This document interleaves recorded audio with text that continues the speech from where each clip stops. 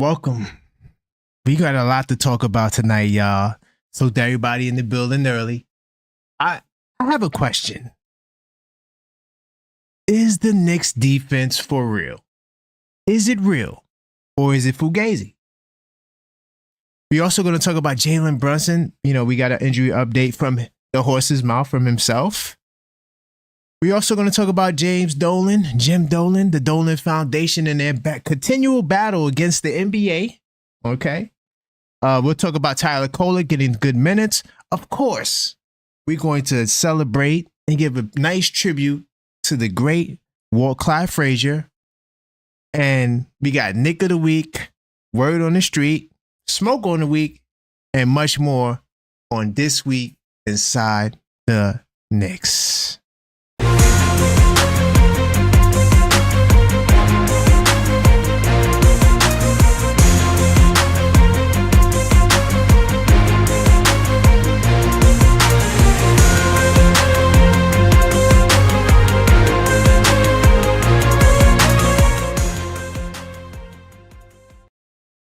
Welcome to This Week Inside the Knicks. I am your host, Karan Pierre, the Objective Fan, straight out of Kings County, New York City's finest. And you know the vibes, y'all. Now, I know it's a late night edition. And of course, this is episode 22 and 2. We'll be talking about all the topics that happened between the dates of March 24th to the 30th. So I had to push the show back, had some things I had to do earlier, but I'm a vampire. So I say, you know what, let me just do a late night stream. I know everybody can't stay up to watch the show. It's fine. I promise to not make the show too long. So that way, if you're watching the replay, it'll be a nice little show. But I do got to give a salute to some people in the building. Salute to Yuri. Yes, I am finally streaming. Technical difficulties, but we good. Salute the own Dios. Salute the Crime's dad, who always drops a message early telling me to get the show started. I do appreciate all you guys. Action-packed show. And before I get started, pinned in the comment section is the link to the playoff watch party. Yes, we will be gathering to watch the first game of the playoffs for the Knicks. We don't know which day it will be because the NBA hasn't released the schedule. And more than likely will be the third seed. So once we get the exact date, I will update the exact place as well. I actually have 3 venues that are pending that kind of got my attention. This is one spot in Queens. But once we get the date, I can lock it in and I'll let you guys know exactly where we'll be watching it at because we just don't know the date just yet. But if you're interested in watching the game with us, but I see J-Tap in the building. Salute to J-Tap. He's going to be coming out from the Bay to watch the game. So you want to watch the game, you in the city, make sure you hit that link. Of course, we had the Knicks call-up show Friday, every Friday, each and every Friday. I'm trying to think of any other little updates I want to share. And of course, the After Midnight stream on Wednesday around the same time, if you guys are vampires like me. So that's all I got. I'm going to jump into research mode, man, so we can get this party started. All right. So, of course, when we do the podcast, we go to thisweekinsidetheknicks.com. That's exactly where we'll be reading from tonight. And we make sure that, we cover all the hot topics. Everything's listed here. So if you see something on the website that I didn't cover, feel free to go to thisweekinsidetheknicks.com. It's there. I document all the news. Of course, during this stretch of March 24th to the 30th, the Knicks, we went 3-1, right? We beat the Trailblazers. That game was pretty good. I actually had to go back and rewatch that game. We beat the Bucks. We beat the Mavericks, but we lost to the Clippers. But that's okay. I take 3-1 any day of the week. That's a great week. So round of applause for the boys for that. And let's jump into some of these special highlights. Of course, if we're going to start this show off, we got to start this show off right. The great Clyde Frazier had a birthday. And, salute to him, 80th birthday. God bless Clyde Frazier, man. He is a legend. And, a lot of us may have started watching Knicks games, hearing his voice on TV. And I actually remember, Clyde, get going, making the transition from the radio to the broadcast. Oh wait, this is the wrong article. Hold on. I'm gonna get to that. That's gonna be the next one. Hold on. I had a nice article up here. Oh yeah, I think this is it right here. Okay, cool. So they had a grand plan to sell. MSG did a great job. Salute to MSG, our network, our beloved network, where we watch the Knick games. They did a really good job celebrating him. They had a lot of ex-Knicks up there, giving him a salute via video. I think Amari Stoudemire, Latrell Sprewell, Marcus Camby, all those guys gave tributes.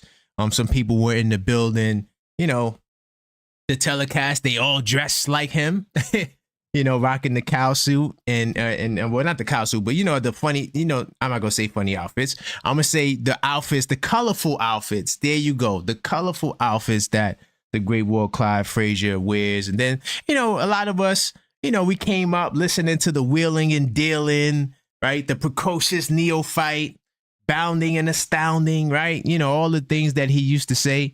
I just got to give a big time New York City salute to the great Walt Clyde Frazier. What did he have in that finals? Game 7. They were saying he had 36, 19 assists, 7 rebounds, legendary to win a Game 7, right? And that 19 assist mark, only the great Bob Cousy and Magic Johnson are the only other 2 players to get 19 assists in a finals game. Man, this guy's a legend. He is the greatest Knick of all time in my book, even though when he played, I wasn't even thought of. But at the same time, he is a legend. He's still with the organization. He is the man with the plan. I have to give a big time salute to the great Walt Clyde Frazier. Happy 80th birthday. Still with his faculties, still calling the games. That's how I want to be. I want to be 80 years old talking this Knick talk, man. So yeah, get big time salute. Big time salute. Let me see what you got. Oh, definitely hit the like button and subscribe. Like Knicks will be champ said. And salute to the Supermod on Dios in the building. I do see you. But definitely gotta make sure we get those likes up. Let me jump out of this story, but I had to start giving him the big time salute. Let me go to my second special highlight that I actually have on the screen. Josh Hart. This actually is a great segue into what we're talking about. Josh Hart surpassed the great Walt Clyde Frazier for the most triple doubles in the Knicks season. Now, Walt Clyde is still the all-time leader. I think he has 24, but Josh Hart broke the record with the stat line of 16, 11, and 12. And Josh Hart now has 9 triple doubles. Don't think he got a triple double since this game. No, he didn't. He almost kind of got one in the last game, but salute to Josh Hart for breaking the record, and Walt Clyde was happy to see that record be broken. And this is what it's all about, paving the way for the next generation. And big time salute to Josh Hart. Also, another thing too, since we're talking about triple doubles, we might as well stay here. Karl-Anthony Towns, Josh Hart, first Knicks to record triple doubles as teammates in the same game when he broke the record as well. So definitely big time salute to Big Bodega and Josh Hart for making history, being the first 2 Knicks to get a triple double. I think in NBA history there's only been 17 pairs. So definitely big time salutes to them. So that's the special highlights. I'm gonna move past that. I don't think they have any other highlights. Let me see.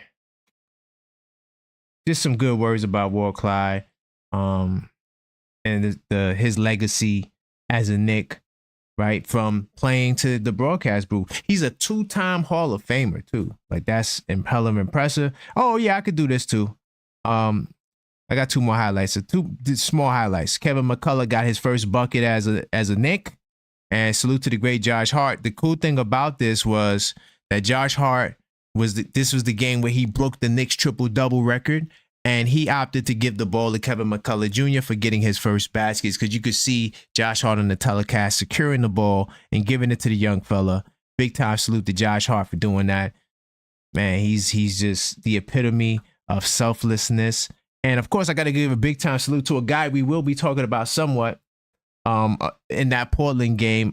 Phenomenal. OG Anunoby is the only player at the time of, I'm not sure if somebody did this the other day or earlier today, but at the time 4 days ago, OG Anunoby is the only NBA player in the league that has 100 dunks and 100 threes this season. These guys are balling, bro. OG Anunoby is on one.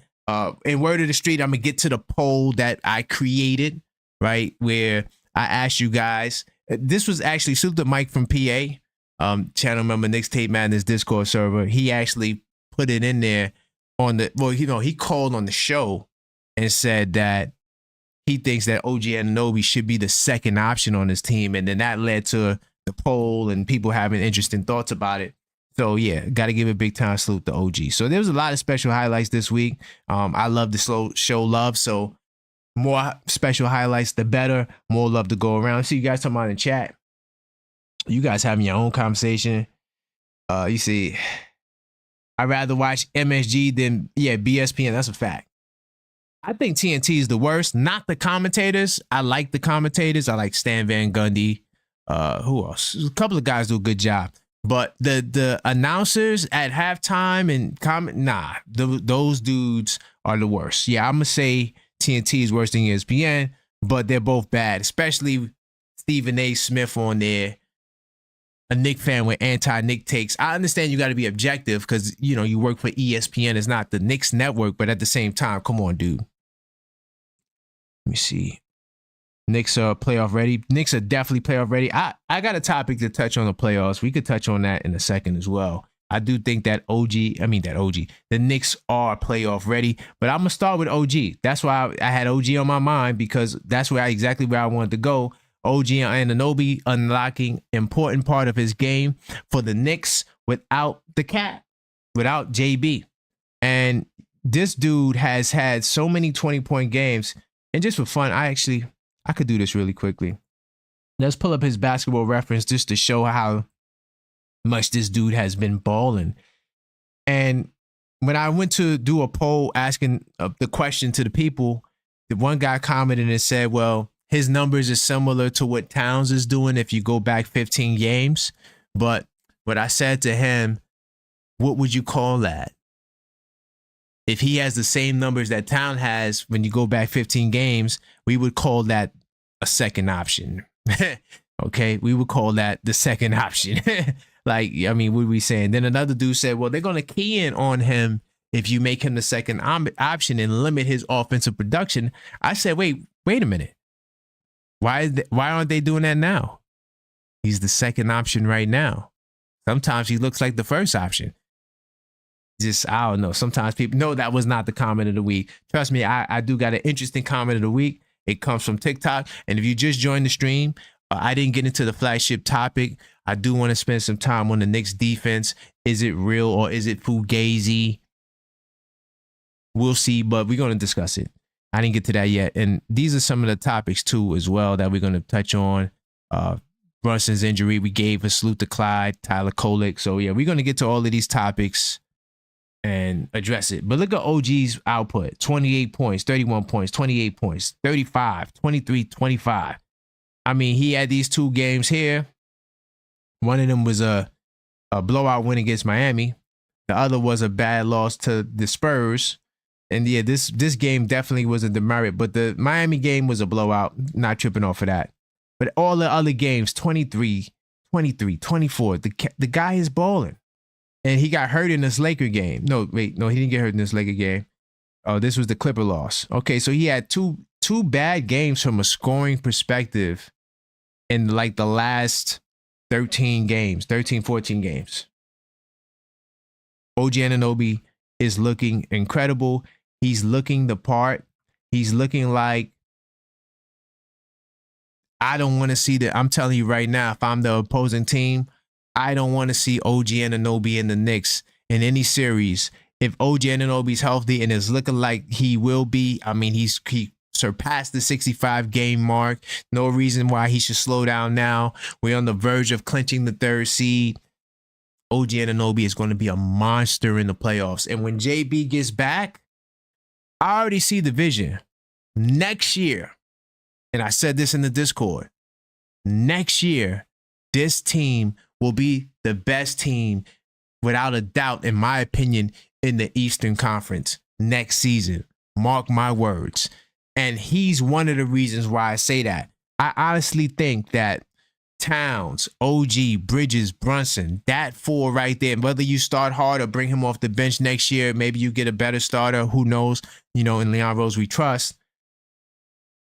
This guy right here is really making the case to show why he might be underpaid and why he's going to rise to the occasion and give more on the offensive end. And that's what you want from a third option, fourth option. I mean, he's a fourth option. This is one hell of a, he's definitely, to me, the best fourth option in the league. Yeah, I said it, Boston.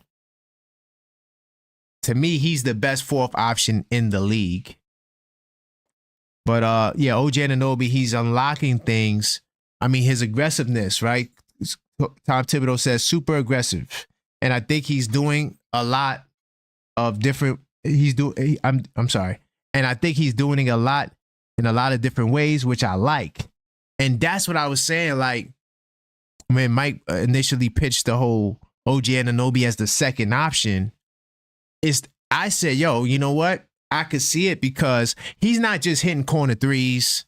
He's not just, above the break. He's not just, slashing on back doors, right? He's not just, waiting for somebody to give him the ball. He's creating offense for himself and even at times making plays for others, which is the most impressive thing to me.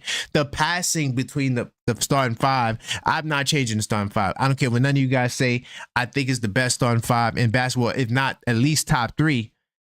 These guys are doing an incredible job. Incredible job. For sure.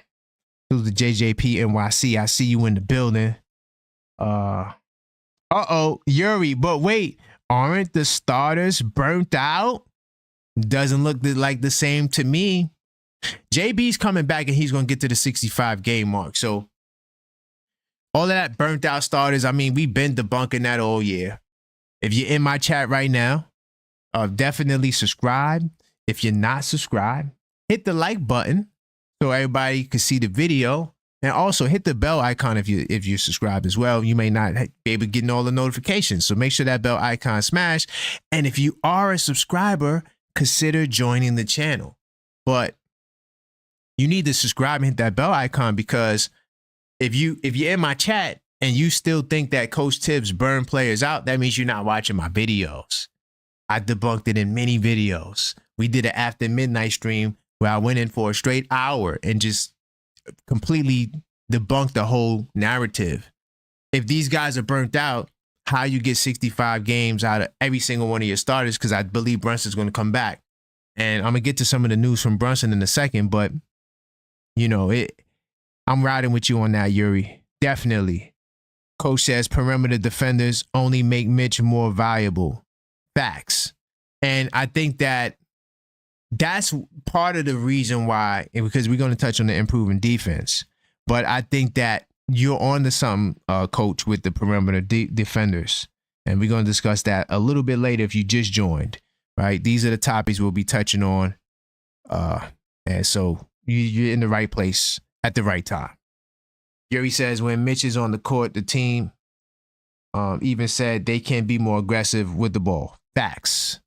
And he's crashing the glass, and it's just a beautiful thing to watch. Let me move forward. That's my OG bit right there. So his aggressiveness that's what they're talking about in the post.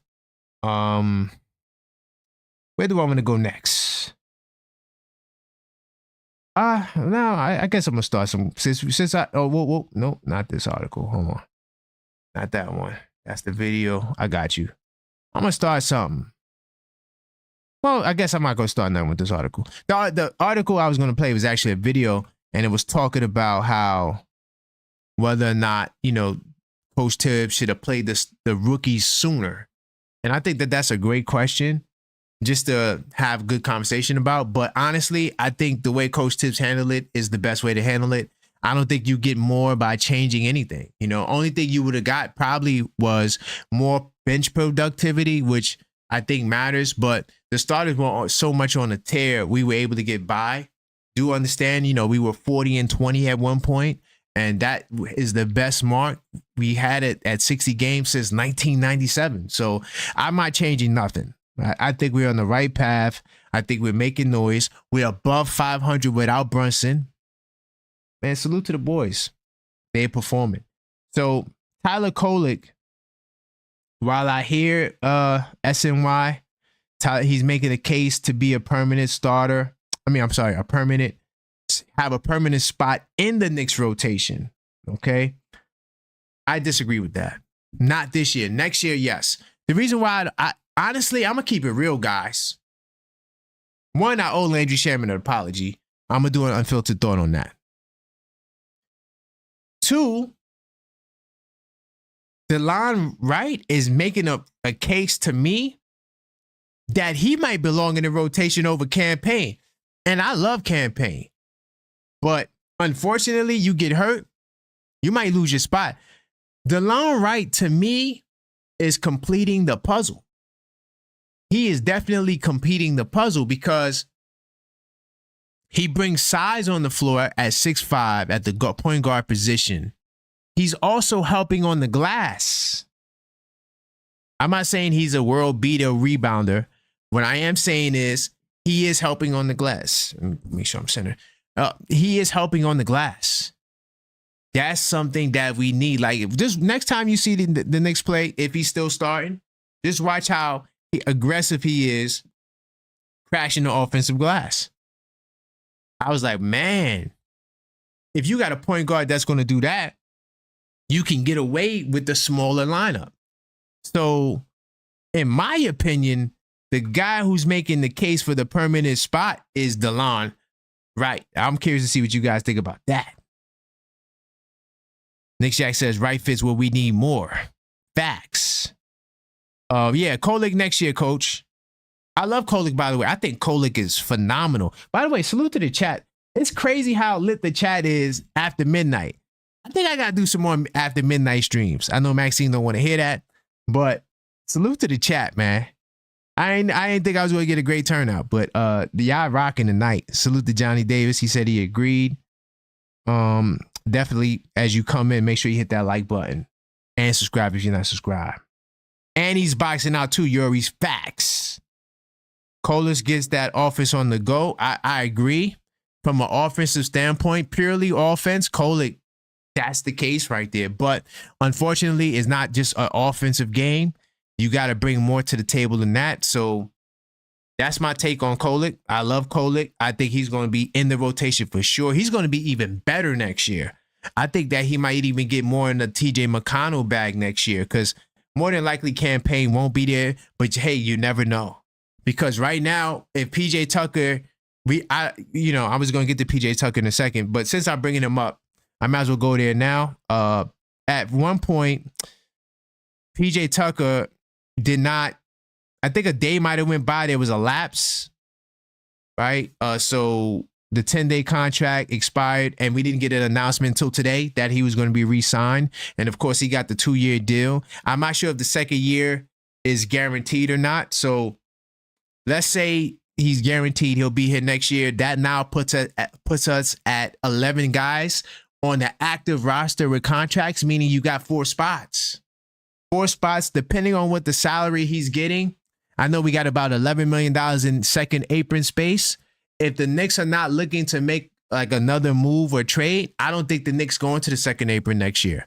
So I think they're going to try to finagle their way into a scenario where they can give more talent, those 4 spots, without triggering the second apron. Look, if Leon Rose does that, that will give him an extra year to keep this core together. Maybe instead of, we ain't go to the finals, let's blow it up like Boston's going to have to do, like Cleveland's going to have to do. Cleveland and Boston have a smaller window than we have. Why? Because, well, Boston's already a second apron team, but Cleveland will be a second apron team next season. They can't even get out of it. It's too late to make the trade. Sorry. You're already in the circumstance where they have more salary on their active roster that will trigger the second apron going into the offseason. So if the Knicks, I think that's the game plan by Leon Rose. Stay under the second apron, give yourself another year. But so salute to PJ Tucker, though, for getting the deal. And also, remember, Leon Rose takes care of CAA guys. He takes care of these guys. So if you rock with Leon, you're in great hands, whether you get traded or not. Even if you get traded, look at Obi. He goes to Indiana, get the $60 million bag, right? Got a starting opportunity. Yeah, he blew it, but that was on you. You know, you got to make the most of your opportunity. Look at RJ.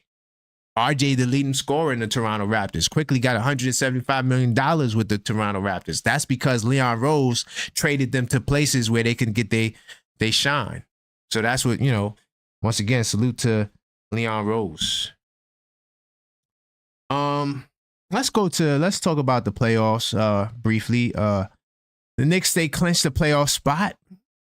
Now it's time for matchups. That's what the Daily News is talking about right now. And just so we could be accurate and we're in research mode, why not? It's not like we're going to lose anything. I'm going to go to ESPN.com. Of course, every time I got on my browser, every time I go to ESPN, the Donovan Mitchell trade pops up. I don't know why it does that, but yeah, it pops up. It's like saved in my browser somehow. Really weird. I don't like seeing it. But hold on. So I'm going to go to the standings really quickly just to see exactly where we are. To make sure. All right. So yeah, we still matched up with the Milwaukee Bucks. A lot of people, I think Yuri was saying in the Discord server, he thinks the Hawks can creep up and catch the Bucks. I don't think that can happen because I just think the lead is just too great. You know, you're talking about a 4-game lead with like less than 10 games to go. It's a lot of ground to cover. All Milwaukee has to do, I think they got to win like 4 games and they'll clinch a playoff spot or something like that. So, and I don't think Atlanta's going to win out, which is something that they probably would have to do to get in the top 6. But why would you want to get in the top 6? You're going to have to see the Knicks. And you know we bringing the smoke in the fire. You know that, you know we coming with the dog growls. This is New York City. People thinking that the Hawks is going to be a tough matchup. Even in the Discord server, I can't remember who it was. And I'm like, in my mind, I'm like, why are we falling into the narratives, right? That's the old media narrative. I watched on Gil's Arena where Gil literally went on this tirade about, oh, Trae Young, he always kills the Knicks. He always destroys the Knicks. And when we went to go, when Josiah went to go look up I said we like I'm on the show anyway. Josiah went to go look up the numbers. I think at the time the Hawks was like 7-16 against the Knicks. They won 1 playoff series against us. Not this team that we have now. The team they beat was Alfred Payton, RJ Barrett, and the rest of the guys that was New Orleans Noel. But I'm not sure New Orleans Noel played. One of them didn't play. Mitchell New Orleans. I don't know. Either way, it's not the team that we have now. Okay. And to me, the team then in 2021 with Collins and them boys is to me is better than the team they have now. And now if they would have had that kid, the kid that went to Duke, the starting forward. I can't remember the guy's name. Damn, he went to Duke. I'm wild. Anyway, if they would have had that kid, they'd be a lot more tougher because he was doing a lot for them.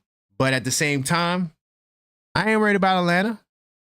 You think of Jalen Johnson. That's his name, Jalen Johnson. I ain't worried about Atlanta.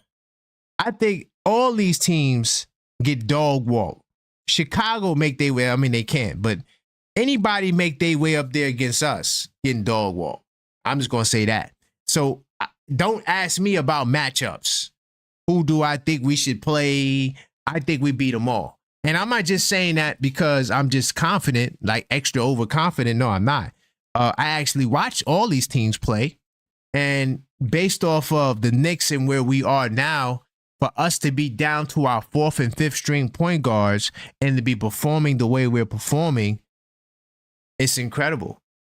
And when Captain gets back, give him a couple of games to work it out. He might have a 3 for 10, 3 for 12. But when Cap gets rolling, you're not going to be able to stop this team. And I'm very confident going into the playoffs. Now, will I say we would be the favorite against Boston, who actually closed the gap on Cleveland? No. But at the same time, hey, man, ain't no, like what they always say, There is no direct correlation between regular season success and playoff success. Two different monsters, two different teams. Are you healthy? What's going on? We got coaches getting fired. Memphis Grizzlies coach got fired. They are 5th seed in the West with 44-31, one of the top teams in the league. At one point this year, they were top 5 offense and defense. And at the time when they were top 5 offense and defense, they was the only team that was top 5 in offense defense. And they fired their coach. A lot can happen, y'all. By the way, if you just joined the stream, I do have a form that you can fill out. We're doing a playoff watch party. Right? We don't know which day the Knicks are going to play. At least I don't think they released the schedule yet. And we don't know what seeding we're going to fall under, even though more than likely will be the 3rd seed. Definitely fill out the form in the comment section. And I think it's also in the description. And so that way I can count for you, because I'm trying to get a count to see how many people are actually going to come out to the watch party. My man J-Tap from the Bay, he's flying out. We're going to watch the game together. I got 3 places that I narrowed down the search, but right now we can't lock it in because we don't know when they're playing. So once we know that, then I will have all the details. But if you are interested in going, it'll be the 19th and the 20th, or the 20th, right? One of those days, Saturday or Sunday. That's when the playoffs begin. So fill out the form. So yeah, so we could do that. Let me move forward. So we talked about the playoffs. Let's see where I want to go. Don't want to make the stream too long. We at the 30-minute mark. Could talk about the game last night for a little bit. How y'all felt about the game? I thought that the game against the Trailblazers, to me, was a very interesting game, because the Knicks have a tendency of, when we play against certain teams who can knock down the 3-ball, we're cooked. We could be cooked because we have a trouble guarding the 3-ball. Even though our 3-point defense has improved, to me, it's still not world beater 3-point defense. Like, we're not really, the last couple of games have been pretty impressive to me. But to be honest, teams are missing a lot of open threes. At one point in this game, early on, the Trailblazers was like 4 for 13 or something like that.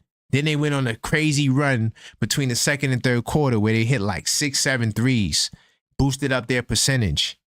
And I was like, oh my God. Portland, they took the lead. We in trouble, right?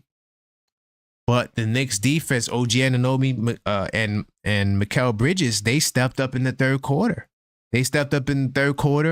And they honestly just took out the fight in the Portland Trailblazers. And then when the fourth quarter, like when it got really down to the wire, this game became a blowout.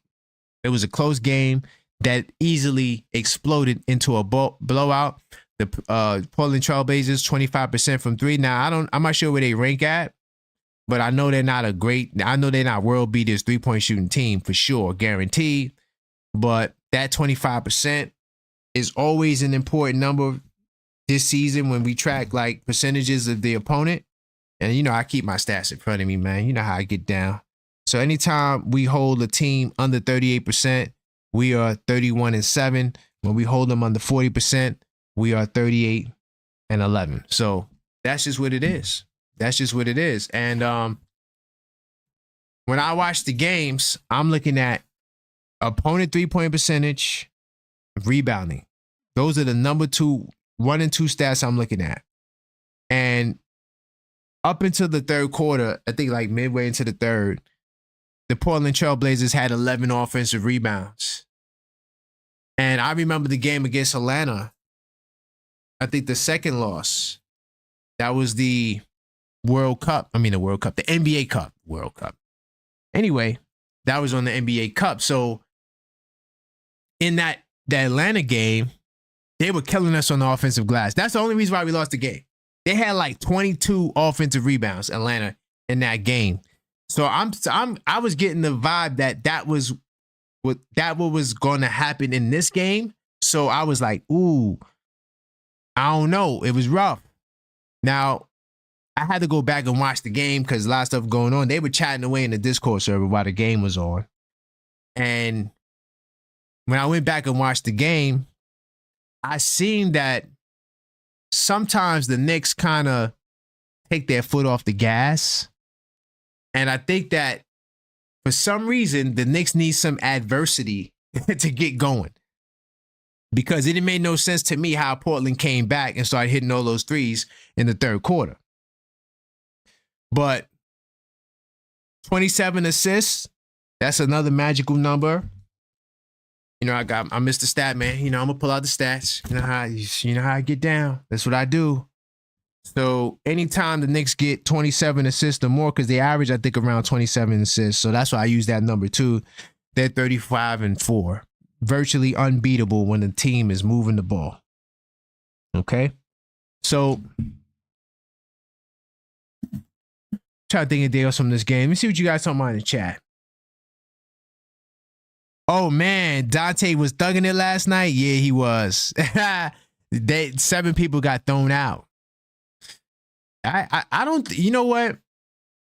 I'm not buying that this era is soft. I don't like that narrative. I don't think it's fair. I don't think it's fair that these guys today get that narrative when these guys today it's a lot of money. It's a lot of things you lose if you fight and you behave a certain way.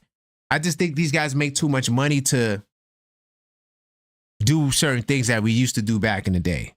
But as you see, if a man gets disrespected or feels like he's disrespected, he's going to get it in. I saw Dante, I saw him going at it, man. Salute to Dante on that. I mean, I don't like to see guys fight, but hey, you gotta stand your ground. Ooh, J-Tap says Deuce is out of here next season. What? J-Tap, only reason why I disagree with you on that is because Deuce's salary. He's only making like 4-point-something million, right? So, I mean, it's a great value contract. Now, if he's tied to a bigger move, like let's say you're saying, okay, we're going to trade Mitch and Deuce for Miles Turner. I'm not saying it's going to happen. Just, that's a guy I would like to get. If you're saying that, then I would be like, okay, Deuce is out of here. But I don't think they're going to let Deuce go because it's a value contract. That's the only reason. It's a good value contract. And I think, and remember you guys heard it here first, unless the Knicks are trading for a star or some other like quality starter, I think the Knicks avoid the second apron. I don't think the Knicks want to go over the second apron next year. And I think the reason why they don't want to go over the second apron is because it buys them time. Another year before you have to deal with the second apron restrictions. Because eventually they will have to go into the second apron if they're going to retain all of our guys. We know this is New York City. Salute to New York City. We got the money. It's not going to be a big deal. Not going to be a problem. As soon as Dante got in, he started smacking dudes.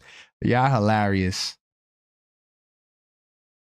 For $4 million, McBride is third in 3-point percentage at 37% in the rotation. Yeah, that's the only reason why. I agree. Yeah, Turner definitely going to get $30 million. And there's no way for the Knicks to do that unless you're going to trade one of your key rotational guys. Miles Turner is a dream. If we was going to get Miles Turner, it would have been this season, like during the season. They could have did it because he was making like around $20 million.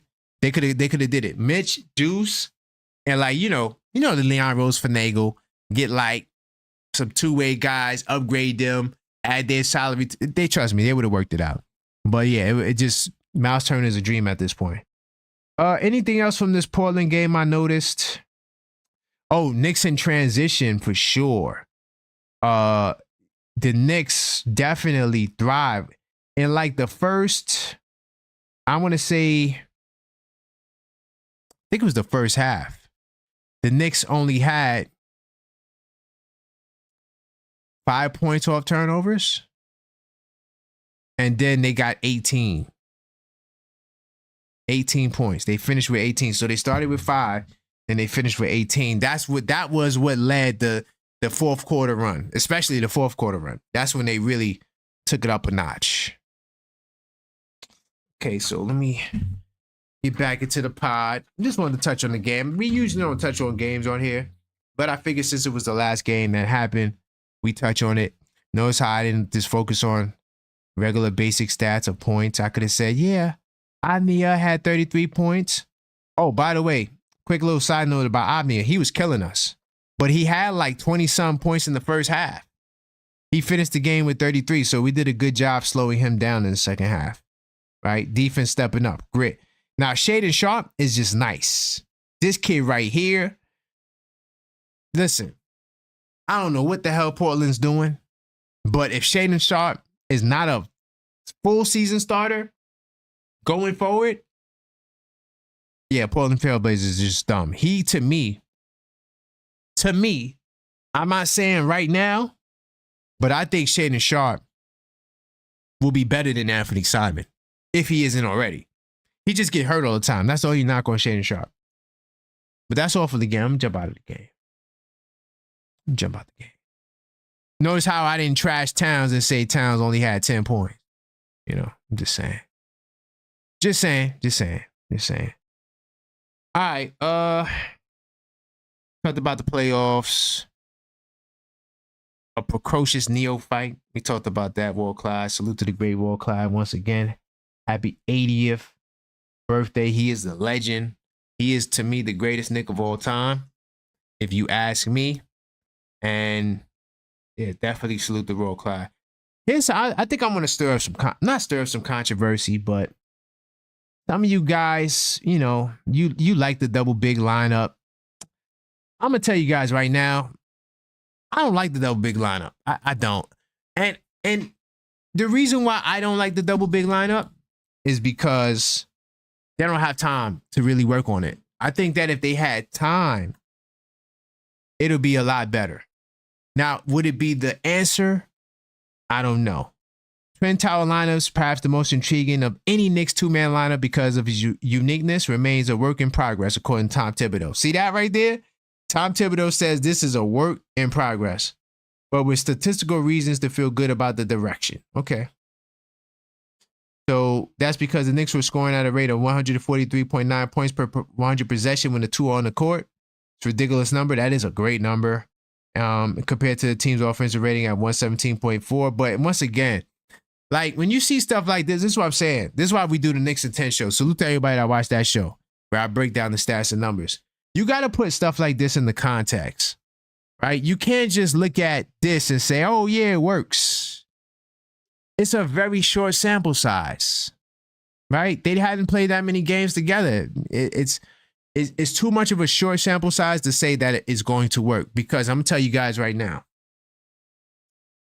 My concern about the double big lineup right now, pick and roll defense, especially against poppers. Pick and roll defense against poppers. All they're going to do is put whoever the four-man is, if he's a three-point shooter, they're going to put him in pick and roll. He's going to pop. Towns, you already know he's not Mr. Savvy on the perimeter defensively. Now he's guarding fours. Depending on who you're going up. Now, if you're playing against Cleveland, okay, that's no problem. If you're playing against, who else got a double big lineup? The Celtics, and if the Celtics got KP and Porzingis, sometimes they like to do that. Then okay, yeah, go with the double big lineup. So I'm not saying to throw away the double big lineup. I'm not saying that. I'm also not saying to that it doesn't have its effectiveness against certain lineups. I'm telling you guys, I am not starting it. To me, I wouldn't start the double big lineup, but that's me. That's just how I see it. Okay. Defensive rating was much less impressive though. Hey, check this out. This is what I was talking about. Their defensive rating much less impressive. 118.8 points allowed per 100 possessions. And it's only surprising because Robinson's presence is supposed to boost that end of the court, but it's not. See, basketball, this is not NBA 2K. And even in NBA 2K, you can't just put lineups out there and think it's going to work, right? I'm not saying it can't work, but because of the defense, like I just said, I already told you one of the things, they're putting them in pick and roll, right? On the perimeter. And if he's guarding a 4 like a Jason Tatum, good luck. That's my issue. Mitch is still working his way back, but the few minutes they've been together, it's been very productive. Particularly when we have OG in there. Now, OG, major key. He was the plus minus guy. Kind of fell off a little bit, but still positive plus minus. Still has, I think, the best on-off court plus minus. If I can remember since the Knicks and 10 show. It probably went up too, because it's been a minute since we did that show, right? We had game 74. Okay, cool. Now, when OG's out there, the front line is really long and it's hard to get the ball in the paint. So I do think OG makes that lineup even better, because if you got a weak link, now this is something that Boston does. They target weak links and they also protect their weak links against your weak links. So Knicks starting lineup to me doesn't have any weak links, except maybe we're undersized. Like that might be a weakness, right? But when they put Lou Cornett on Josh Hart, that's not a weak link. You can exploit that matchup, right? So you got to use what Boston tries to do. They try to find, let me see. So, okay, cool. I'm going to use any team. Okay. Any team that has Ben Simmons. Okay. Now, when Ben Simmons is on the floor, I'm going to put my center on Ben Simmons. I'm going to put Towns on Ben Simmons, right? That's how. So you could also do that as well. And OG gives you the flexibility because he could guard bigger power forwards and he could guard the smaller power forwards. So with OG on the floor, that's why Tibbs is saying what he's saying. But that's just how I see the double big lineup. Josh Hart did mention starting the double big lineup against those teams. Yeah, I think that if you're going to go against Cleveland, it won't hurt. Josh Hart would be the weak link against Boston. Nah. Knicks would be chance. I disagree. Here's why.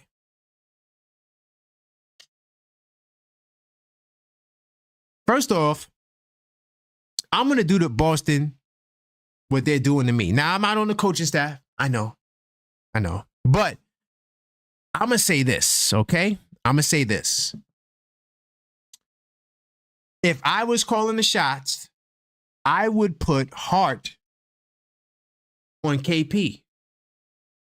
Why are you guys saying that? They running pick and pop anyway. KP rarely posts low. And if he does post low, he's going to take them out of their offensive rhythm. Boston wants to shoot threes. They're not a pass it down low type team. They also don't operate out the post too, where inside outside game. That is not how Boston plays. It's a true 5-out system. Okay, that's one. If I'm doing things like that, moving Hart around, he won't be the weak link. And in fact, I think he actually is one of the most important pieces on the offensive side, because when they put KP on Josh Hart, I'm running pick and roll all day with Hart. Hart going to be setting screens. We're going to force a mismatch. We're going to get KP on Brunson. So, yeah, Knicks would be chance. That's just my little rebuttal. Coach says, I think the double big lineup is a must. I think that it could work against those teams. I don't think the double big lineup is a one-size-fit-all. That's why I wouldn't start it. I wouldn't start the double big lineup. Mitch can only play. No. Nick Shack. I'm saying bring it off the bench. Don't start it. Oh, by the way, salute to Brother Garfield in the house. Brother Garfield podcast. Salute to you. Oh, by the way, if you also just joined, this is the Knicks. This week inside the Knicks, episode 22. We're covering all the hot topics between the 24th to the 30th. These are some of the topics we will touch on. All right, let me move forward. I do got to touch on Dolan. I'm going to touch on Dolan, and then I'm going to move forward. But before I push forward, I do want to share some with you guys. I want to tell you guys about the channel membership. Now, I've been talking about the Knicks Tape Madness Discord server this whole time, and I just want to share how you could actually get access to the Discord server. Now, we got a channel membership on the channel. We got 2 packages: the starter Knicks fan and the hardcore Knicks fan. Right? I'm only gonna talk about the starter Knicks fan. Now, with both packages, you get access to the Discord server. So it's like a rites of passage. It's your way in. The Knicks Tape Madness Discord server. It's a family vibe. Bunch of us in there. Some of the guys are in the chat. Knicks will be champs. Coach, my man Sam. Well, Sam wasn't in the chat. Yuri, right? We in there. We have great conversations. We got the 24/7 Knicks chat, 24/7 NBA chat, 24/7 NFL chat, because, you know, football draft, that's coming up. We got the 24/7 fight fans only chat. And we also got a generic sports chat. So if people are watching some, we could have a, you know, chat about that. So yeah, we have been there literally 24/7. Okay. We having great conversations. And, you know, that's one of the perks you get when you join the channel. It's not the only perk. Now, we also have members only shows, and I'm going to start doing members only live chats in the near future. Right. We got priority replies to comments. So whether it's on a show like this, where it's open to everyone, you know, I'm looking for my members, right? And so that's one of the perks you get. Also, you know, polls. I drop content every day. So polls, this, that, and third. Anything you participate on, if I see you got that member badge, yeah, I'm getting right back to you because you support the channel. And then I got all different types of stuff I do. I posted my basketball clips. I got this thing called Unfiltered Thought. I might record one tonight. Kind of feeling like I'm in that mood.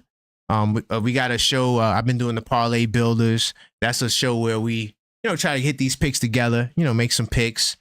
And there's a whole bunch of stuff that I do. Members only content. I'm getting ready also to do basketball as well. Like, you know, when I go work out, I might just hit the button, you know, talk to the people. Just more content for the members, man. And of course, members get shouted out, and an extended discount on merchandise. I'm trying to get some more merchandise before the playoffs start, so be on the lookout for that. Definitely gonna have some more merchandise, and like I said, I'm gonna bring back these T-shirts, but I'm gonna redesign them. So that's what you get when you become a member. You join the channel. It's only $4.99. Do appreciate all the members that's joined, but I just definitely had to let you guys know about that, or else Maxine would have killed me. I'm gonna move on, and I'm gonna jump into Dolan real quickly. So Dolan is in a constant fight with the league, and honestly, I'm riding with Dolan, man. I think that they're trying to make the NBA like the NFL. I see it. Like, it's just so much parity. Like, every year we got new champions. We got teams that made it to the finals falling out of the playoff picture, right? Trading this, like, this is like the NFL. And my thing is that, you know, what gives us our competitive advantage is that this is New York City. New York City, stand up. This is what our competitive advantage is. This is the big city, and they're trying to take it away from us, right? And this is the fight that Dolan is having. This is why he's against everything. So yeah, they try to make it a big deal that Dolan voted against the expansion team in the WNBA, right? And Dolan said that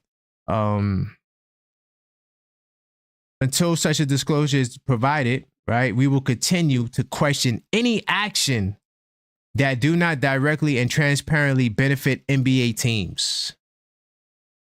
We're not going to comment on internal disputes between the NBA teams. Okay, that was the MSG spokesperson said. So yeah, he's basically saying, NBA, y'all not rocking with me.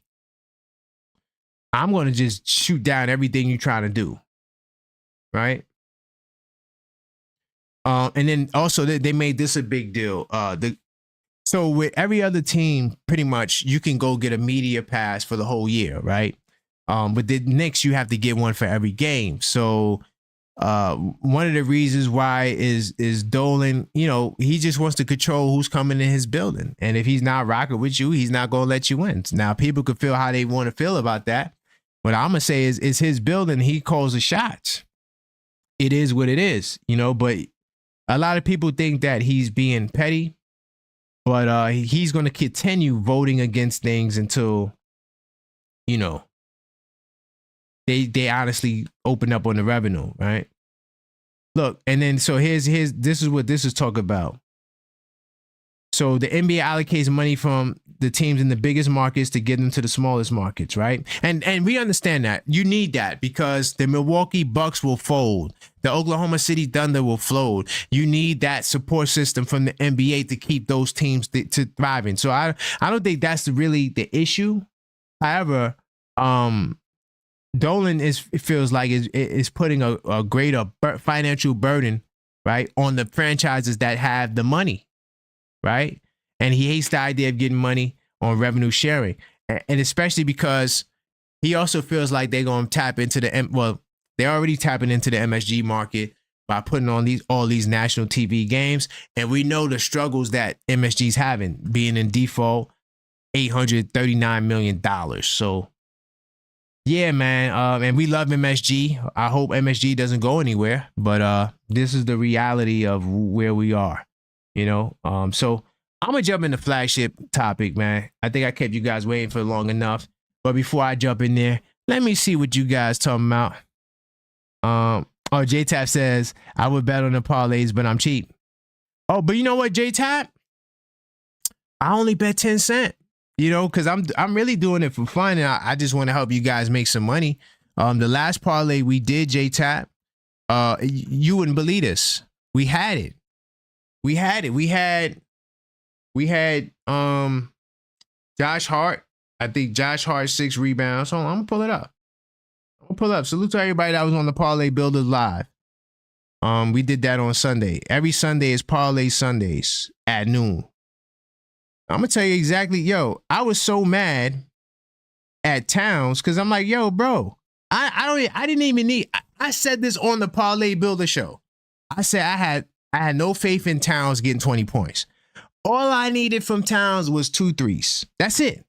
Steph Curry, because I do different parlays, risky picks, things of that nature, right? Safe picks, right? So Steph Curry to me, 3 threes was a risky pick. And he didn't make it. I think he only had 2 threes, right? So Towns 10 rebounds, knew he was gonna get that. Buddy Hield to make 1 3, right?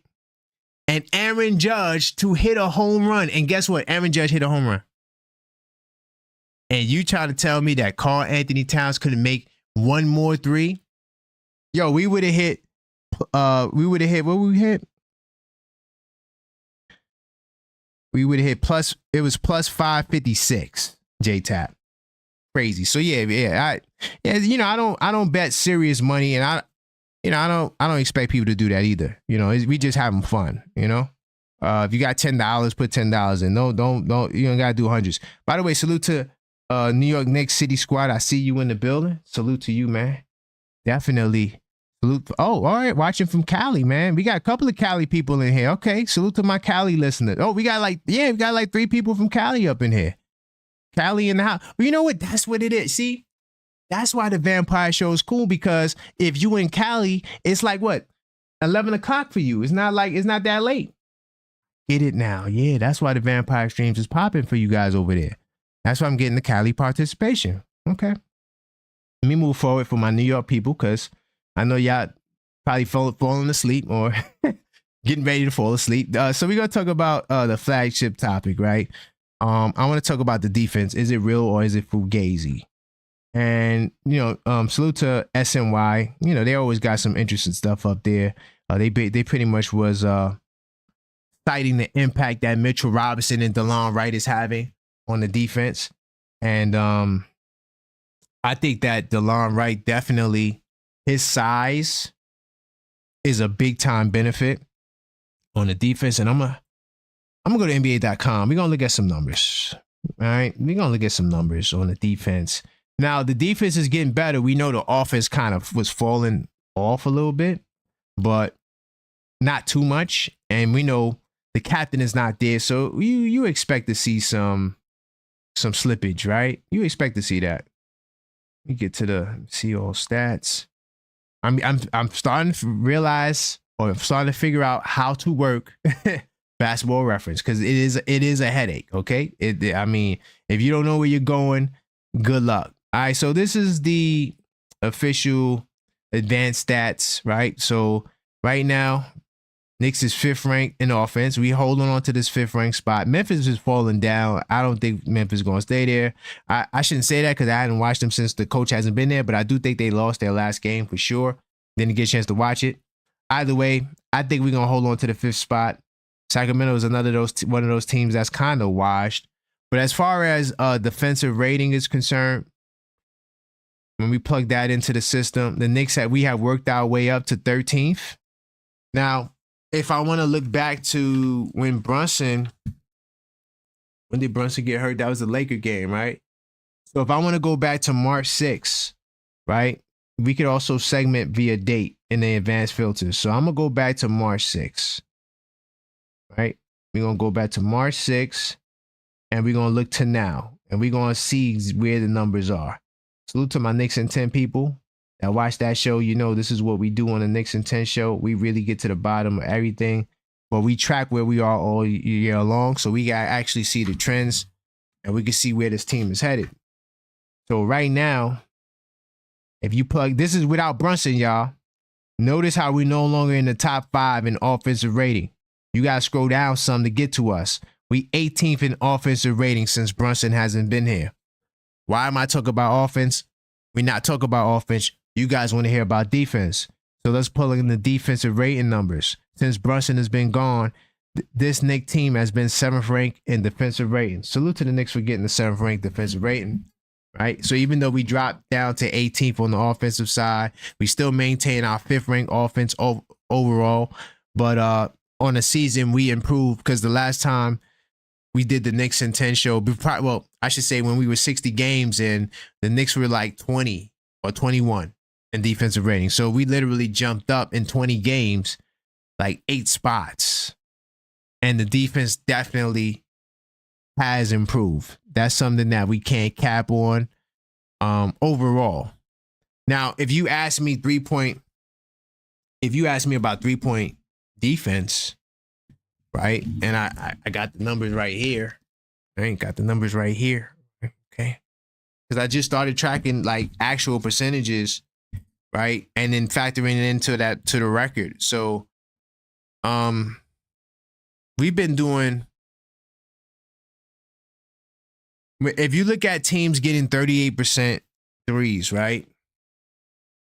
Every other game, teams are hitting that mark still. Even, I'm looking at even the Brunson stretch, right? Without him.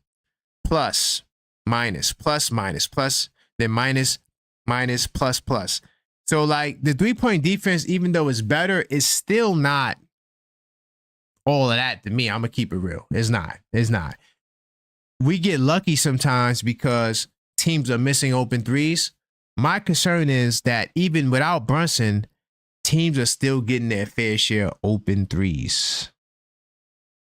So 3-point defense is a concern for me. Not gonna cap, not gonna lie.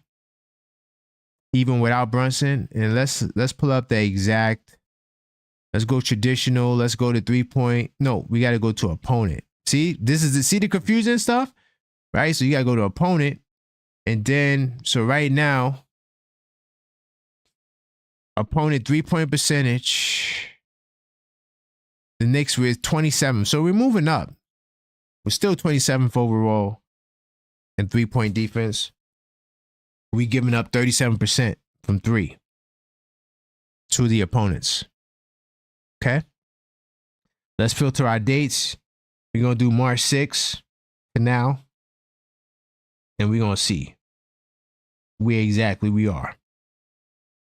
Okay. We're going to go to opponents 3-point percentage.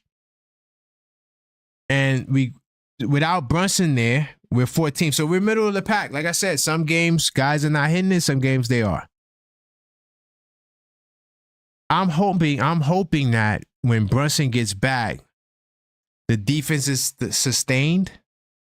But to me, I'm still a little concerned. I'm a little concerned because Milwaukee, even though we won that game, they shot greater than 38%. We know the Clippers torched us both games. Charlotte and San Antonio, 2 games we lost to bad teams. Both those teams shot well over 38%, right? Even when we beat Portland the first time, They shot over 38%. So, I mean, I don't know. I think that the Knicks defense, like what I'm seeing, what I saw in the Portland game was what got them back into the game, you know, taking the lead and blowing them out, was they actually began to rotate. And Tibbs might have called the timeout. Can't really remember that part.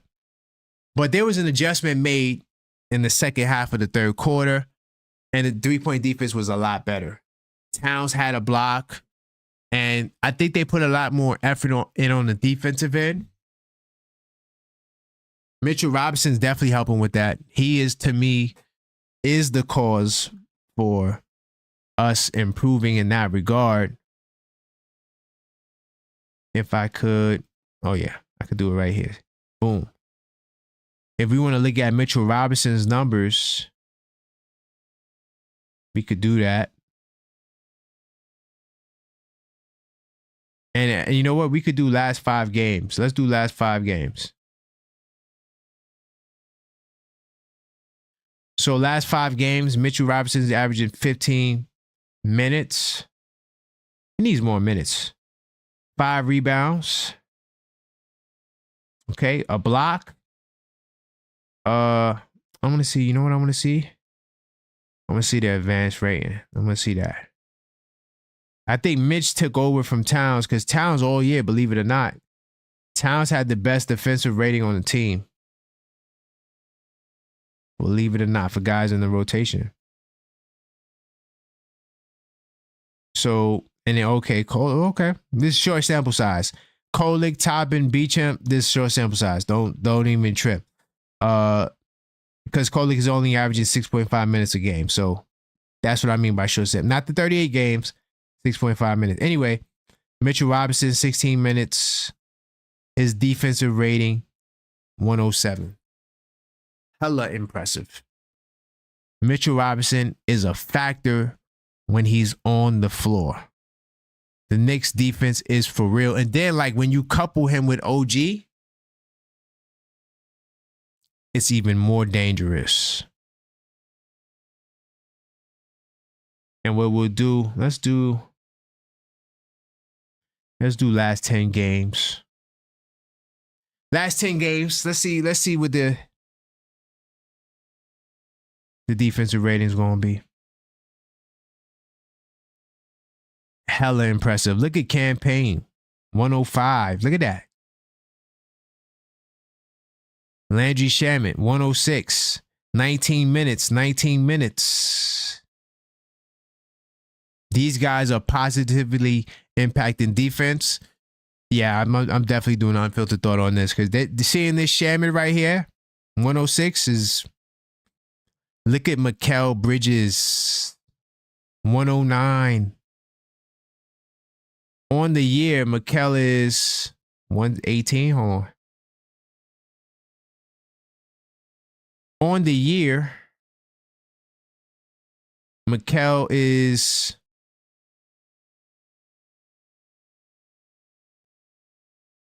112. Oh, he improved a lot. 112 on the year. Towns fell off. But once again, like Basketball Reference uses a different, the numbers are a little different on Basketball Reference, but it's fine. But you get the gist. Mikal is he's not amongst the best on the team. He's toward the back. Okay. But Mikal's playing better defense. This is all good going into the playoffs. I think that with Bridges,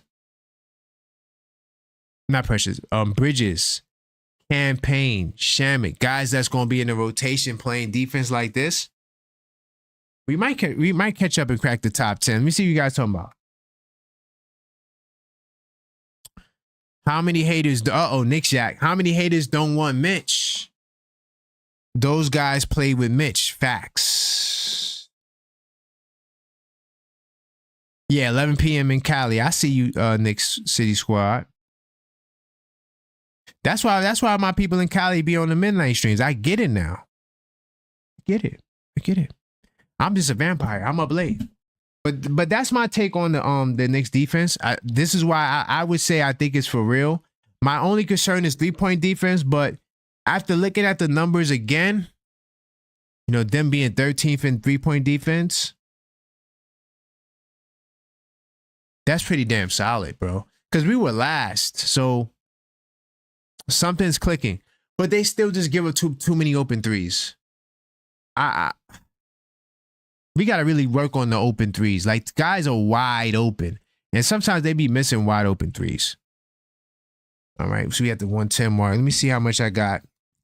To my replay gang, I appreciate you guys because, you know, you guys definitely help add to the show. Get those like buttons up. Get those likes up. By the way, before I jump in the comment of the week and all the fun stuff, I do want to show you guys on this website. If you click on discounted Knicks merch or official discounted Knicks merch, either page, you can't go wrong. I got all types of discounted hats, jerseys. There's all types of stuff on here. I'm getting ready to upgrade this more consistently. No, that was the hats. Let me click on the merch. Hold on. Click on the merch. This the merch. See, I got the jerseys there. So yeah, just go to this website. You could get some nice hats. Most of them for discounted price. Like the Z hats. The Z hats are like my favorite right now because I like to deal with like different custom kind of like different companies. I don't just like to deal with your usual, you know, 5950 New Era. Sometimes I like to go out the box. Z hats make great quality hats. But look at this, $22. You get a nice Knick hat. Put like this. This Knick hat right here. I got, right? Oh, I knocked my plant down. This Knick hat right here, right? Basically, it looks the same like the Knick hat that's up there, right? The same kind of blue and orange. Don't let the lighting fool you. It's the same blue and orange as that, right? This hat costs like $36, right? This hat costs $36, unless you're getting a discount on lids, which it might be. I think I do have this hat on the discounted hat section, right? But you get the same damn hat. It's just that it's a Z hat for $22, and the material is just as good or better. This is a Z hat right here. All right. This is a Z hat. This is my favorite Z hat right here. All right. This is nice material right here. Can't beat it. Can't beat it. All right. So go to the discounted Knick hat section on this website. It's on thisweekinsidetheknicks.com. Basically, the website that's listed right below where my mouse cursor is. Or you can't see my mouse cursor. Anyway.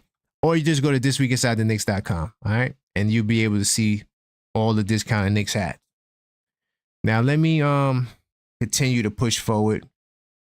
Final stretch, all right? So I'm going to get to the comment of the week, all right? So the comment of the week comes from TikTok, all right?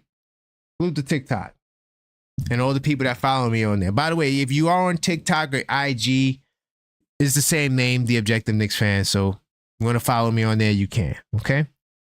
So this was a reel I posted about Coach Tibbs, and people was getting on him. Actually, the last comment of the week, that's what this clip was, and these comments come to that video. So basically, this guy is responding to that video where I'm saying that Coach Tibbs doesn't play guys 40 minutes. That's just nonsense, right? Not every game, not the average. Sometimes they do play 40 minutes. Okay. So nothing that's going on with the Knicks is Tibbs' fault. So this guy is actually not against Tibbs. He's not a part of the anti-Tibbs high. Other than not trusting the kids on the bench, right? All you guys want him to play the bench. Whatever. You have to put this one on the GM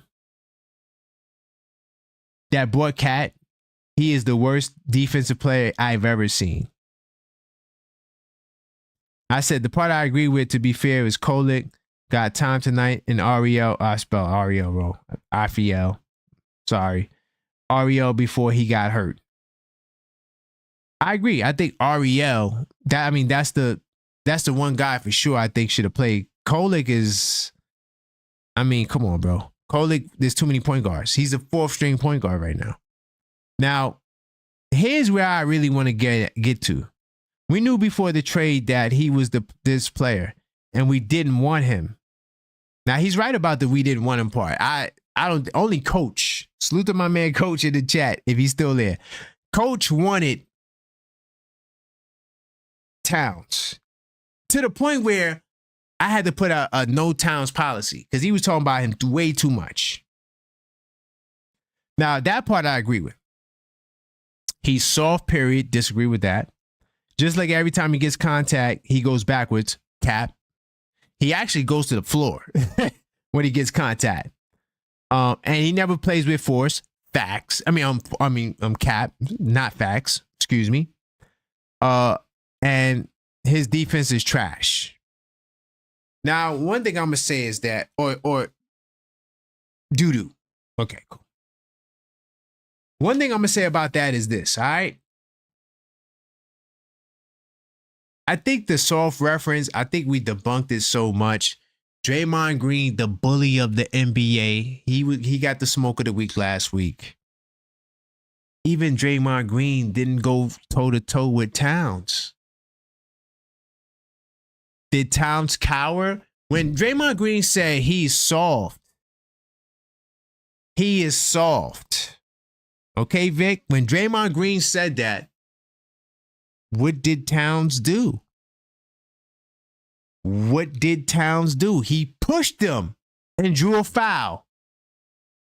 He pushed him and drew a foul call and got in his face. What did you say? I said he is soft. That's what Draymond said. Didn't say that I said you were soft. He said he is soft to the side. Towns are soft. Who goes against the big time bully Draymond Green? Who does that? When Draymond Green choked out Rudy Gobert, because some people didn't say, oh, well, what about when he choked? Okay, let's talk about that. Towns was right there trying to get him off of him. Remember, I know Minnesota got into a scrap. It's a way different circumstance. You know, he choked Rudy Gobert out. My question is, why when they got him off of him, why he didn't chase Draymond? I don't remember seeing him chase. Maybe I got that part wrong. I don't remember seeing him chase Draymond down to try to attack him. Either way, do you really think that Draymond Green was going to go choke out Towns, and then Towns, after he let him go, wasn't going to go after him? The soft rhetoric, I debunked it. Don't really want to talk about him being soft. I talked about him playing hurt, getting up, choosing to play. That's not soft. PJ Tucker makes these faces from the bench. Salute to my man Mike from PA, right? He said that PJ Tucker, he thinks, was getting on Towns for 2 minutes left in the game, getting an and one, and falling to the floor when you're up like 20. Why are you doing that? So to say he never plays with force when he's literally going through centers and drawing out, he's getting a lot of charges. How could you say that he doesn't play with force? If he didn't play with force, he wouldn't be a foul-prone guy that we always say, yo, Towns got to watch the fouls. Yeah, Vic, I think you need to knock it off, bro. Clearly, you just don't like Towns. As far as his defense being boo-boo, is his defense worse than Jokic? And Jokic is the MVP. Towns got a block tonight. I seen Jokic get blocked. I think defense is I think we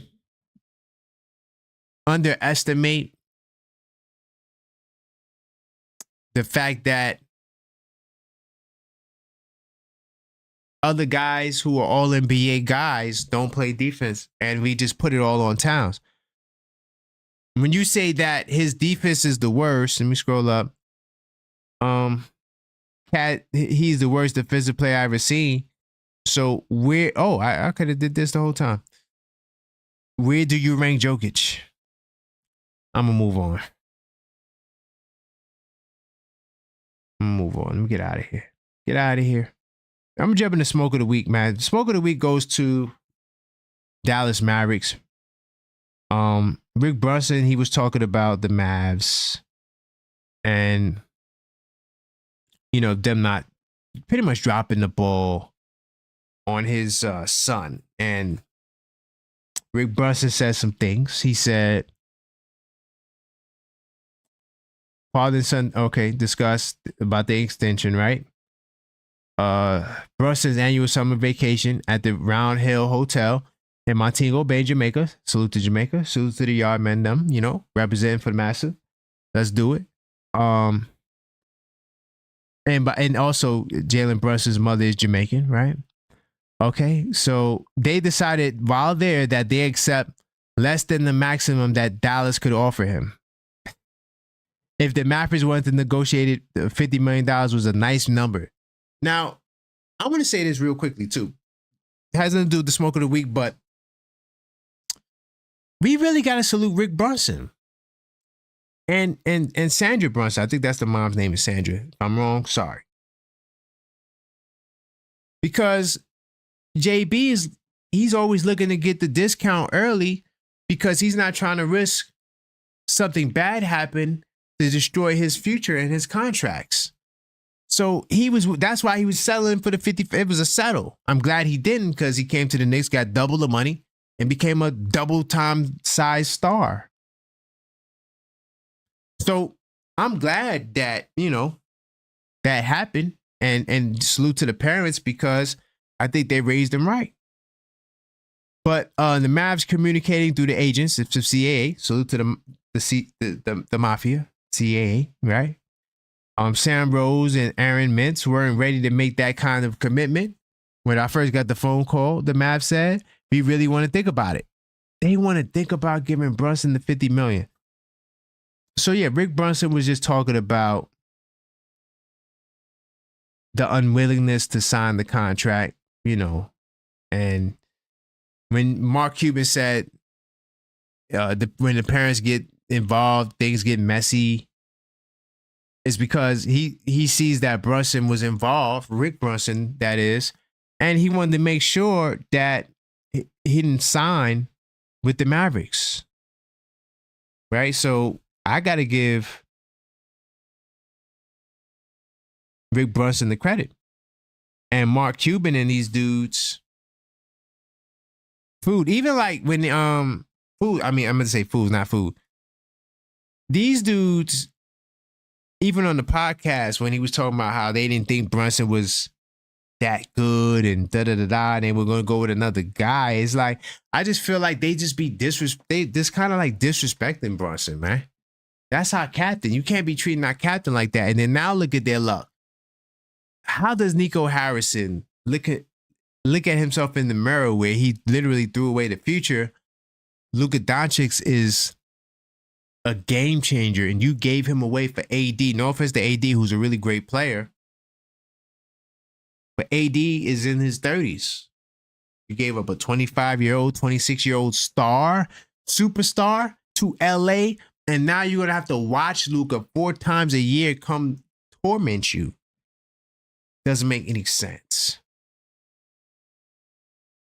So this is what Cuban said. We can pay him more than anybody. When asked follow-up questions specifically about Brunson, I think he wants to stay, and that's the most important. So the reason why Cuban and these guys were kind of reluctant about Brunson and had him on, you know, standby, thinking that he's just not going to get his own deal because he's not his own man, is because they wanted Kyrie. The Mavericks always wanted Kyrie. They just couldn't get him at that point in time. So they were holding out on Kyrie. Fast forward, they did go to the finals, but now look at them. Playoff 1 year, Western Conference Finals. Now you trade Luka and the team fell apart. No, actually it went from, I'm wrong. It went from Western Conference Finals, right? Brunson leaves out in the doldrums. Get Kyrie back to the finals. Next season, trade Luka in the dumps. Can't make it up. That's my smoke of the week, man. I just wanted to, because Rick Brunson made some comments on it. I don't have the Knick of the Week article done yet. I will tonight, but the Knick of the Week, I'm going to just drum roll it. This week, Knick of the Week is none other than OG Anunoby, man. OG Anunoby, it's a bad man. He was definitely putting in work. Matter of fact, I got NBA.com right in here. So what I'm going to do, we played 4 games. Let me do the last 4 games. Okay. And we're going to get his stats. Oh, to me, OG Anunoby, Mr. Incredible, balling out of control. Hold on, let me go to player stats. All those 20 balls, just really just hooping at a high level. And he deserves it, playing both sides of the floor, of course. He's definitely all-NBA defensive team. The NBA better not screw him. He deserves it. He's looking like the 212 was a discount, like we said. And, yeah, OG Anunoby, man. He's averaging 30 points a game in the last 4 games. No cap on my raps. Mikal Bridges would be the second option. Pounds is the third option. So this is why we bring up the second option conversation. We're gonna get into word in the street in a second to see the poll. But this brother's incredible, man. He's averaging that. He's also averaging 2.3 steals, 42% from 3. Solid, rock solid.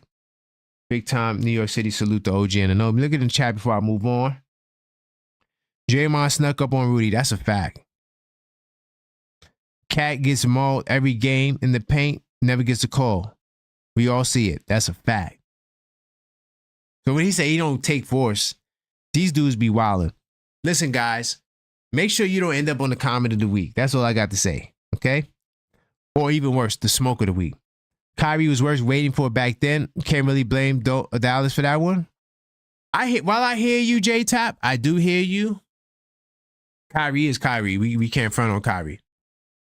But how do you ignore the man that took you to the Western Conference Finals, that helped take you there, that helped get you through a round because Luka was out?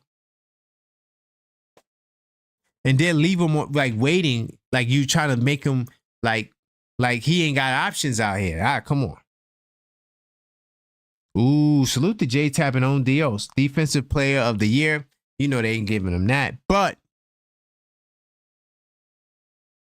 there's an argument that he should be top 5 for sure. I don't know how Draymond Green got up there, but they've been running that narrative. Oh, Draymond belongs up there. Whatever. I mean, what is it? I don't want to look up Draymond. Oh, God. Whatever. You got Draymond? You got Draymond. Good for you. Anyway, I think Mobley should get it. I think Mobley would probably be the pick to get it. But besides Mobley, Jaren Jackson, he's teetering on the 65 game mark. Dyson Daniels definitely belongs up there, but OG's up there with those guys. He's incredible. Ooh, Brother Garfield Podcast says all NBA. New York City salute to that. Is that a poll? Wait a minute. OG Anunoby all NBA? That's a poll right there. We're going to ask that. What about most improved? Nah, he's not going to get most improved because it's a points. Like when you look at most improved, it's mostly like who got more points than last year. How many points? Like, so if you go from 12 to 20, you'll get it. Because he's in the 14, 15 range. And I think overall, hold on. Let's look it up. Because we're right here, so we might as well. Let's see.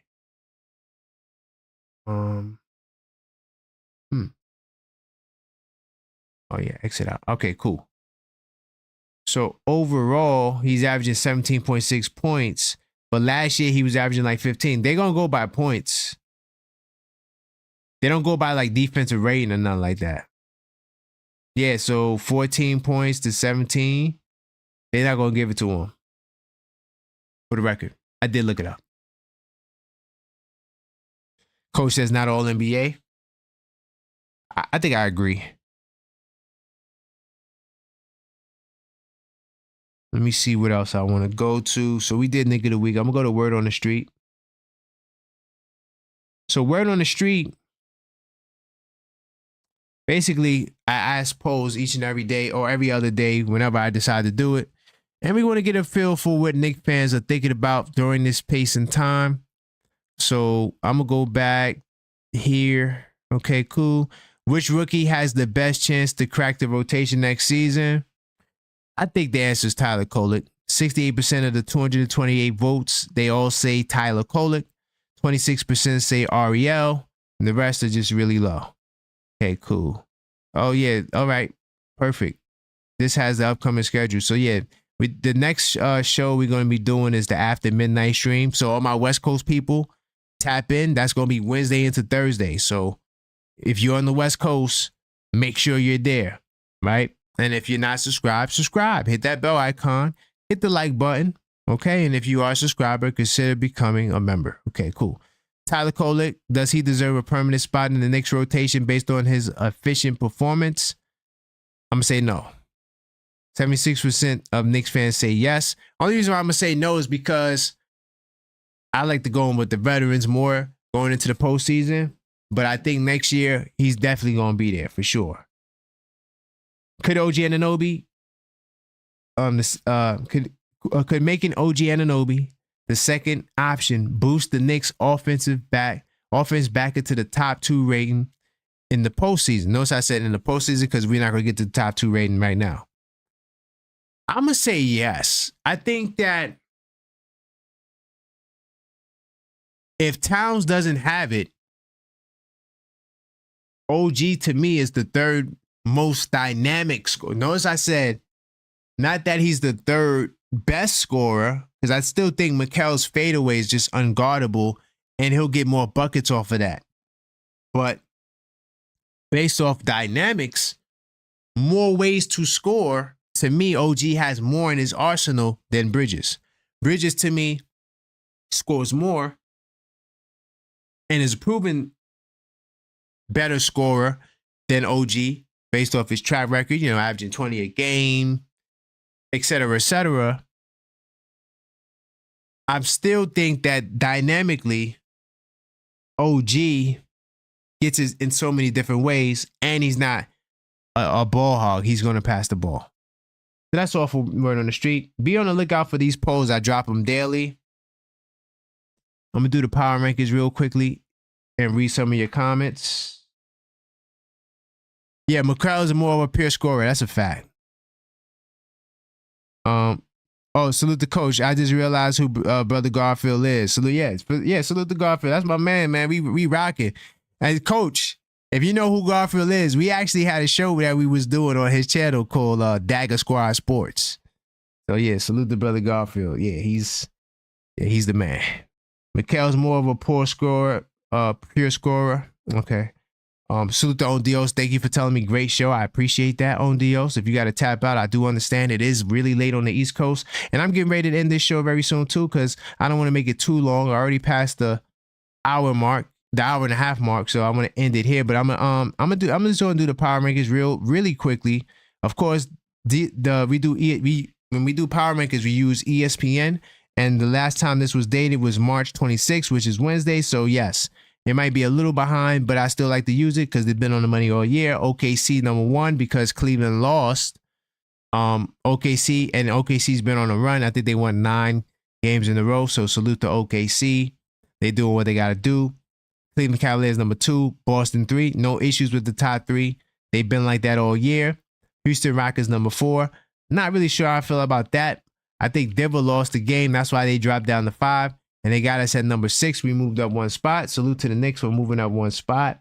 And I think we're going to hold the top 6 going forward. Lakers kind of cooled off. Even though they moved up like crazy last time. They moved up like 5 spots. But yeah, I like where the Knicks are. I think this is just how things are right now. Even though I think Houston's going to fall off. So definitely for sure. Oh my, salute to Dorkosaurus Rex. Are you in the West Coast, Dorkosaurus Rex? Because you always be coming in like around 2 o'clock. You a true vampire, Dogosaurus Rex. I see you, man. Salute to you, man. Great to see you in the chat. Got to get you back on the call-up show, man.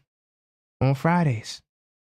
Oh, you just a night owl. Yes, yes. I am a vampire as well. For sure. Definitely a vampire as well. But thank you guys for rocking out, man. This is This Week Inside the Knicks. Salute to everybody that's going to be on the replay gang. I really do appreciate you. Salute to everybody that watched in the chat. Brother Garfield, Dogosaurus Rex, On Dios, J-Tab, okay, Knicks Jack, Knicks City Squad. Who else came through today? Said Knicks will be champs. Yuri, how could I forget Yuri, man? Definitely channel member and Knicks Tape Madness Discord server. Make sure you guys get in the Discord server, man. And all you got to do is hit that join button. J-Tap, if I didn't say J-Tap, of course, Knicks Jack. All right, man. Salute to everybody that was on the show, man. That's all I got for you guys tonight. And until next time, let's go, Knicks.